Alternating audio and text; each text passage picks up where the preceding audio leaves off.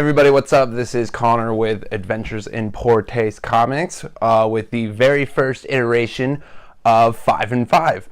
We figured since Marvel was about to do their own little relaunch, it was time we relaunched our own YouTube channel with some weekly reviews and talk about the cool shit that's coming out in comics. So we'll be talking about the releases for March 7th, 2018. So let's jump right in. Alright, first up we got Gideon Falls from the creative team behind Old Man Logan. We're talking Jeff Lemire and Andrea Sorrentino. Looks like a pretty crazy book. It's about a kid who lives in this big city. He's obsessed with the trash. He's got this conspiracy about the trash there.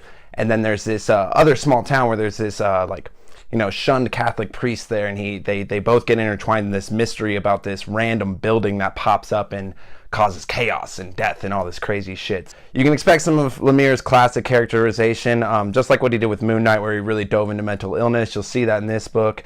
And Andrea Sorrentino just doing crazy shit as always. Really, really gritty art, really awesome. The colorization is going to be great, so definitely a book that everyone needs to check out. Alright, then number 4, we got Infinity Countdown number 1, because what did every single Marvel fan say at the end of the year last year? They went, man, it was a good year, but I wish they had more events, because everybody loves Secret Empire so much, right? Anyway, Marvel's back at it again with an event, and sure enough, it's an Infinity event. Dugan's writing it. Guy's doing a great job on Deadpool right now. It should be a cool book. Hopefully, will give us a little bit of insight as to how the flying fuck Wolverine's alive again. Not that I'm upset. I'm very happy he's back, but I'm still trying to figure out how that happened. But it should be really rad. Obviously, he's going to line up a little bit with Infinity War coming out in April now, so they're trying to capitalize off that hype. But I have faith in Dugan to put together a cool story that people will enjoy. Alright, and then number 3, we got Doctor Strange Damnation. This one's being written by Nick Spencer and Donny Cates. Art by Szymon Kudranski. God damn, that's a hell of a fucking name. If you liked Secret Empire, I did. I enjoyed it a lot. You kind of had to deal with the fact that a lot of what happened ended up not really happening. But what Damnation tells the story of is how Doctor Strange returns Vegas back to life. First issue was a little bit exposition heavy. It was a lot of like, oh look, like some crazy shit's gonna happen with Doctor Strange, and look at all these characters involved. The second issue looks to be really rad, bringing together a really sick team. Moon Knight, Ghost Rider, Iron Fist, Blade, and a couple others. I think Ben Reilly's Scarlet Spider's in there. Should be a really rad team fighting for the literal soul of Las Vegas. And you should also see a lot of the characters who were big role players in Secret Empire. You'll see them have pretty big roles in this issue too, and they have to deal with the repercussions of what they did in Secret Empire.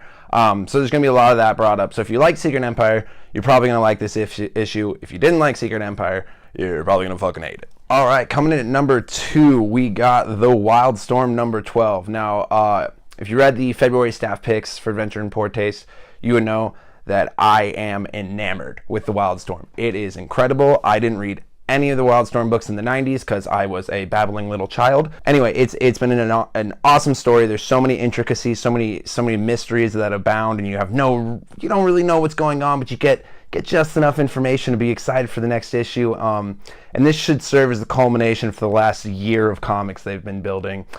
John Davis Hunt, the artist, I would say is the most entertaining artist in the game, just by the way he can create fight scenes, and he can create tension, and he uses this classic 9-panel style, and everything's so clean, and you're not going to see panels overlaying other panels. It's all going to be very cleanly laid out, and they're incredible reads.